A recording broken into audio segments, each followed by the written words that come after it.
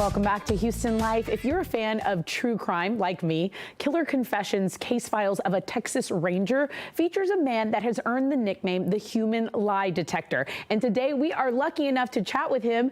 James B. Holland, welcome to Houston Life. Hey, good morning. I appreciate you having me, and good morning, Houston. All right. Well, sir, you have 26 years experience with Texas law enforcement.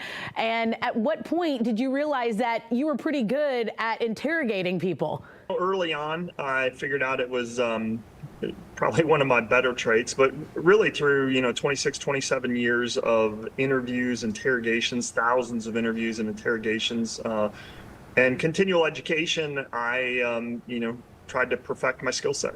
Well, people like me outside looking in, I feel like, a confession is going to come from pressure. You got to put pressure on these people, but that's not really the case. What does it really take to draw out a confession from a serial killer?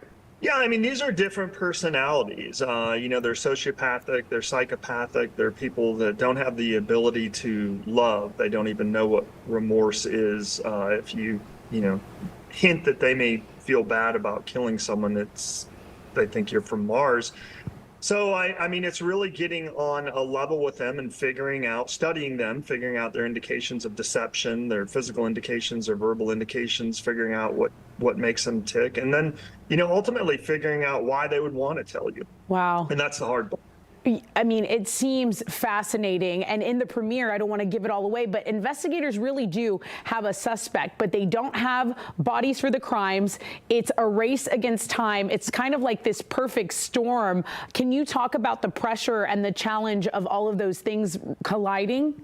Sure. The first two episodes focus on William Reese, serial killer from 1997, and a lot of people in Houston remember what happened in Galveston County and Houston, but Reese preyed on women in Houston and Dallas-Fort Worth area and in Oklahoma in these series of murders or disappearances that occurred in 1997. So the first two episodes focus on that, on the victims in the cases, their families, and ultimately how in 2017 we were able to interview Reese, and he led us to two of the females' bodies. It still gives me chills to this day knowing how close this hits to home and to this area. Why was it so important to really use the actual interrogation footage in the series? I mean, the idea behind the show was really to kind of pull back the curtain a little bit and to let people see what occurs, to get a somewhat of an understanding of what happens in an interrogation, an interview room. To remember the victims of violent crime and to remember their families and what they went through and see actions that law enforcement took. And, it's going to sound really weird, but to remember the perpetrators, these people that committed the murders, not in a good way, but to remember that, evil exists, that there's people hiding in the shadows, and, there really are boogeymen out there. And we need to be aware of that with our children. We need to know where they're going, who they're with, keep an eye on them. And we need to support law enforcement's efforts. There's thousands of unsolved murders in the United States today, tens of thousands of disappearances. These cases can be solved. These people will continue to kill until they're captured and put away. Wow. I mean, what do you hope or what do you wish viewers better understood about your side of the coin, about criminal investigations? I think it's what law enforcement goes through. I mean, you're opening your mind to this horrible person and you're taking all these horrible things in. And, why did I do it?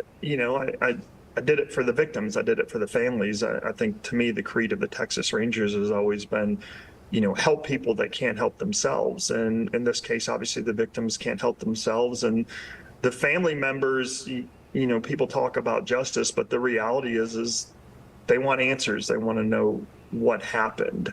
And ultimately, that's my goal, to give them answers and to represent the victim and to find some form of justice. And probably more than anything, to make sure that the person who did these heinous crimes is punished and that they don't have the opportunity to do it again.